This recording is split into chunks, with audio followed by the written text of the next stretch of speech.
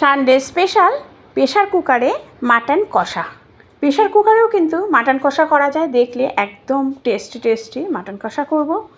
Insta রান্নাঘর থেকেই সোমা বলছি। আশা করি বন্ধুরা তোমরা সবাই ভালো আছো। দেখো, প্রেশার কুকারে কিন্তু আমি তেলটা দিয়ে দিলাম, আর খুবই সামান্য তেল দিলাম, কারণ মাটনে চর্বি আছে, সেই চর্বি দিয়ে কিন্তু তেলটা অনেকটা ছাড়বে। দিয়ে দিলাম শুকনো লঙ্কা আর তেজপাতা ফোড়ন, দিয়ে দিচ্ছি হচ্ছে পেঁয়াজ কুচি। পেঁয়াজটাকে কিন্তু আমি পেস্ট করব না, পেঁয়াজটাকে ভেজে করব। দেখো, পেঁয়াজটা ভেজে নিচ্ছি, একটু নুন দিয়ে ভালো করে ভেজে নেব, যাতে নুন দেওয়ার ফলে কিন্তু পেঁয়াজটা একটু নরম হবে। আর নিয়েছি হচ্ছে আদা, রসুন, কাঁচা লঙ্কা, আর রসুনটা কিন্তু এখানে একটু বেশি দিতে হবে।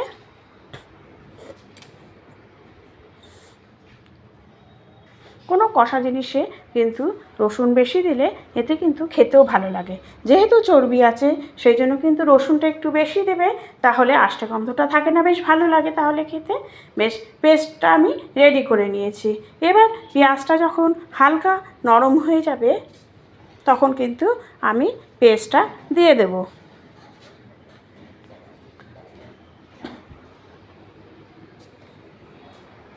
দেখো, পেঁয়াজটা এবার হালকা নরম হয়ে গেছে, দিয়ে দিলাম হচ্ছে পেস্টটা দেওয়ার পরে আমি একটু নুন দিয়ে দিলাম, একটু চিনি দিয়ে দিচ্ছি। চিনি দিলে কিন্তু কালারটা ভালো হয়। পেঁয়াজটা যখন ভাজবে তখনই কিন্তু চিনিটা দেবে, তার ফলে মাটনের কালারটা কিন্তু ভীষণই ভালো আসবে। দেখো, এবার কিন্তু মশলাটা আমি খুব ভালো করে কষিয়ে নেব। একটু হলুদ দিয়ে দিলাম, দিয়ে এবার আমি খুব ভালো করে কষাবো মশলাটা অনেকক্ষণ ধরে কষাতে হবে, বেশ 5-10 মিনিট যদি কষাও তাহলে কিন্তু ভালো হবে। দিয়ে যখন তেলটা হালকা ছেড়ে আসবে তখন দিয়ে দিচ্ছি টমেটো, সব দিয়ে একসাথে আবার মশলাটা কষিয়ে নিচ্ছি। পেঁয়াজটা যখন গলে যাবে একদম সব মশলা, তখন দিয়ে দিচ্ছি মাটনটা দেওয়ার ফলে এবার কিন্তু বেশ মাটনটা দিয়ে আমি আবার বেশ কিছুক্ষণ কষাবো।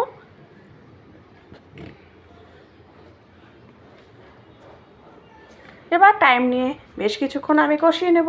এবার আরেকটু হলুদ দিয়ে দিচ্ছি, তখন কম দিয়েছিলাম, আরেকটু দিয়ে দিলাম। দেওয়ার পরে এবার দিচ্ছি গোলমরিচের গুঁড়ো আর দিচ্ছি শুকনো লঙ্কার গুঁড়ো, দিয়ে আবার বেশ কিছুক্ষণ কষিয়ে নিচ্ছি। এখানে কিন্তু মাটনের চর্বিটা দিয়েই আমি কষাচ্ছি, সব দিয়ে একসাথে মাটনের চর্বি সব দিয়ে দিয়েছি, দিয়ে বেশ কিছুক্ষণ কষাবো। কষাতে যখন হালকা ভাজা হবে মাটনটা, তখন কিন্তু আমি একটা জল বসিয়ে দেব। আলুটা কিন্তু আমি ভাজবো না। দেখো, মাটনটা কিন্তু আমার কষানো হয়ে গেছে, জল বসিয়ে দিয়েছি, এদিকে আলুটাও কাটা হয়ে গেছে। দিয়ে এবার আমি জলটা দিয়ে দেব। হালকা করে যখন গরম হয়ে যাবে জলটা, তখন কিন্তু আমি ওই মাটনের মধ্যে দিয়ে দেব।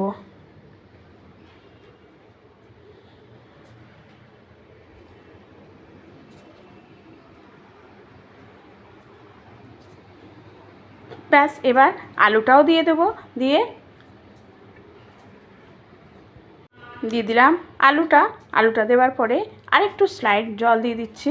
দিয়ে এবার কিন্তু একটু একটা চর্বি, দেখো ছোট একটা টুকরা চর্বি দিয়ে দিলাম, তাহলে এই চর্বিটা কিন্তু একদমই ফ্রেশ থাকবে। মানে কেউ যদি চর্বি খেতে ভালোবাসে তাহলে কিন্তু তাকে দিতে পারবে। যখন প্রেশারটা সিটি মারবে তার আগে দেবে, তাহলেই এই চর্বিটা থাকবে, গলবে না। ব্যাস, রেডি হয়ে গেল। এবার আমি একটু শাহি গরম মশলা আর দিয়ে দেবো হচ্ছে ঘি দেওয়ার পরে আমি কিন্তু আরেকটু ফুটিয়ে নেওয়ার পরে আমি কিন্তু এবার এটাকে ঢেলে রাখবো। যেটুকু থাকবে ঝোল সেটাও কিন্তু ঠান্ডা হলে একদমই টাইট হয়ে যাবে, কারণ চর্বি আছে। দেখো কত সুন্দর টেক্সচার এসছে, খেতে কিন্তু দারুণ হবে। Thank you.